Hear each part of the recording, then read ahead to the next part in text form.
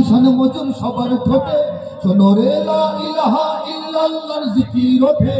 ইমানের তপ্ত আগুন জ্বলছে সবার বুকে বুকে, ইমানের তপ্ত আগুন জ্বলছে সবার বুকে বুকে। সে আগুন দেশ হতে দেশ দেশান্তরেও জ্বলতে হবে। এদেশে আল্লাহু আকবারের সুরে সূর্য ওঠে, এদেশে আল্লাহু আকবারের সুরে সূর্য ডোবে। এদেশে আল্লাহু আকবারের সুরে সূর্য ওঠে, এদেশে আল্লাহু আকবারের সুরে সূর্য ডোবে।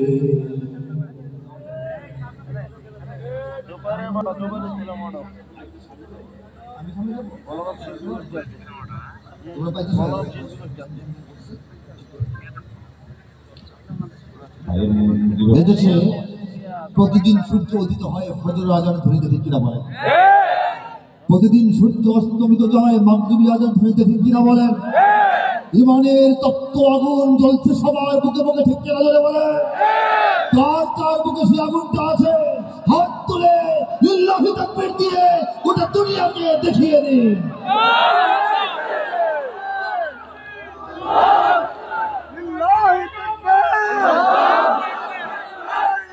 মাশাআল্লাহ, ইমানের তপ্ত আগুন জ্বলছে সবার বুকে বুকে, ঠিক তো কথাটা?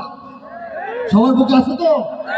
সে আগুন দেশ হতে দেশ দেশান্তরেও জ্বলতে হবে। বাংলাদেশের মুসলমানরা ইমানের আগুন নিয়ে বসে থাকবে না, এই আগুন গোটা বিশ্বে ছড়িয়ে দিবে, ঠিক কিনা বলেন?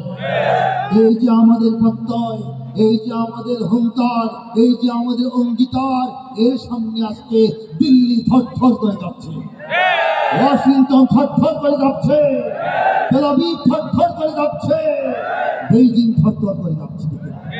কাজে বাংলাদেশের মুসলমানদের এখন আর ভীত সন্ত্রস্ত থাকার কোনো কারণ নাই, ঠিক কিনা? সারা দুনিয়ায় 200 কোটি মুসলমান, 10% 10 ভাগের 1 ভাগ মুসলমান এই বাংলাদেশে, ঠিক কিনা? আল্লাহ রাব্বুল আলামিন গোপনে গোপনে, নীরবে নীরবে, আড়ালে আড়ালে, আস্তে আস্তে, ধীরে ধীরে এই বাংলার জমিনকে ইসলামের একটা সুদৃঢ় ঘাঁটিতে পরিণত করেছেন এবং সেই দুর্গের